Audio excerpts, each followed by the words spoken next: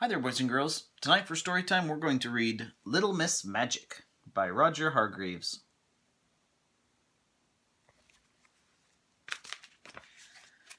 Early one Monday morning, in summer, Little Miss Magic awoke in the bedroom of Abracadabra Cottage, which was where she lived.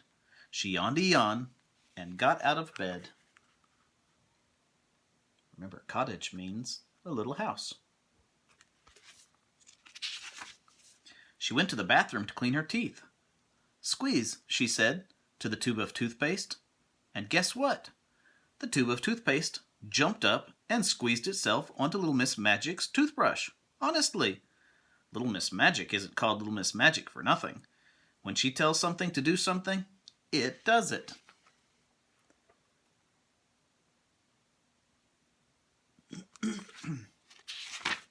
She went downstairs to the kitchen. "Boil," she said to the kettle, and it did. "Toast," she said to the toaster. "Spread," she said to the knife, and the knife jumped up and spread some butter on her toast. "Pour," she said to the coffee pot, and then she sat down to breakfast. Don't you wish you could make things, do things, just like that?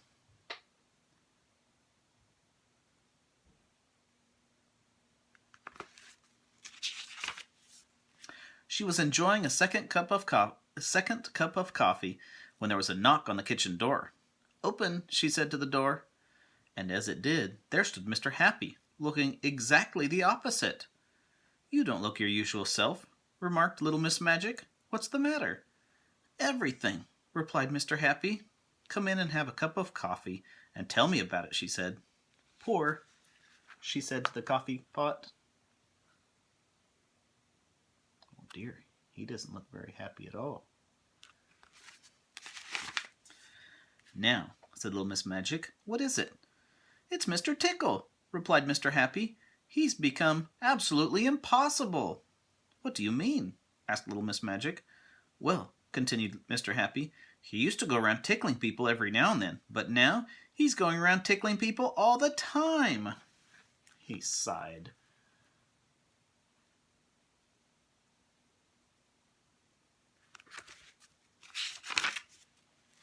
Little Miss Magic looked at him. "It can't be that bad," she said. "It's worse," said Mr. Happy, unhappily. "Cheer up," she grinned. "Come on," she said. "After you," said Little Miss Magic to Mr. Happy. "Close," she told the door, and off they set from Abracadabra Cottage.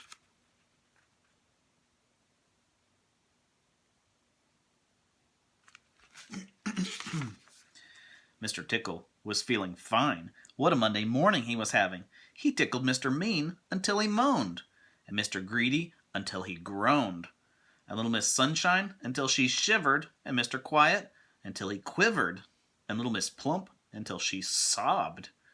Not to mention the postman, a policeman, the doctor, 3 dogs, and 2 cats, and a worm. Dear, that's a lot of tickling, isn't it? That might be too much tickling. "Aha!" cried Mr. Tickle, as he spied Little Miss Magic and Mr. Happy. "Anyone for tickles?" And he rushed up to them, reaching out those extraordinarily long arms of his, with those particularly ticklish fingers on the ends of them. Little Miss Magic looked at Mr. Happy. "I see what you mean," she said, and she winked.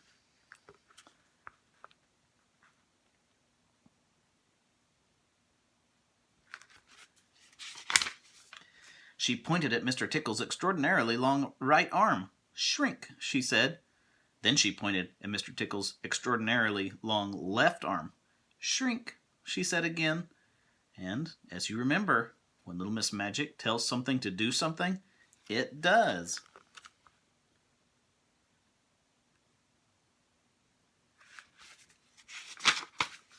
Mr. Tickle's arms were suddenly not extraordinarily long.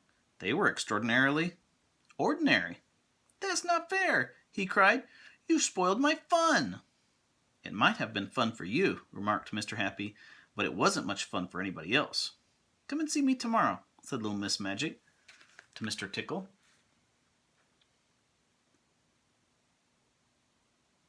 He doesn't have his long arms anymore. There, she said to Mr. Happy. Are you happy now? Mr. Happy smiled that famous smile of his. I'll say, he said. Come on, he added. I'll buy you lunch. And off they went to his favorite restaurant, Smiler's.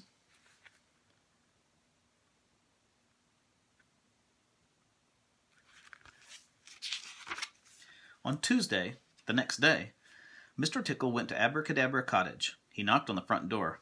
Open, said a voice inside. Oh, hello, smiled little Miss Magic as the door opened by itself and she saw who was standing there. Come in. Do you remember who needs to go see little Miss Magic? Mr. Tickle. She told him to come and see her for the next day. I suppose you'd like me to make your arms long again, she said. Oh, yes, please, said Mr. Tickle. Very well, she said. Mr. Tickle's face lit up. On one condition, she added. His face fell. You are only allowed 1 tickle a day. 1 tickle a day? Said Mr. Tickle. That's not much. You have to promise, said little Miss Magic. Mr. Tickle sighed. Promise, he said. Get his arms back if he just does 1 tickle each day. Grow, said little Miss Magic, and both Mr. Tickle's arms grew back to their ordinary long length. Now don't forget, she reminded him, 1 tickle a day. Or else, she added. Mr. Tickle went out the door. Goodbye, she said to him. Shut, she said to the door. His extraordinarily long arms back. Mr. Tickle stood outside little Miss Magic's cottage. Oh, well, he thought, 1 tickle a day is better than no tickles a day. It was then that he saw one of the downstairs windows of Abracadabra Cottage was open. 1 tickle a day, he thought, and a small smile came to his face. 1 tickle a day, he thought.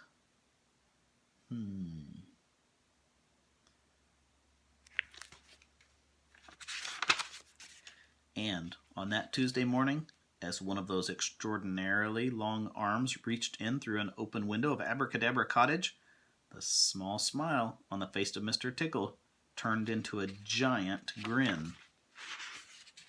Do you know what he did? He tickled little Miss Magic. I hope you enjoyed the story today. We'll read another one tomorrow. See ya. Bye-bye.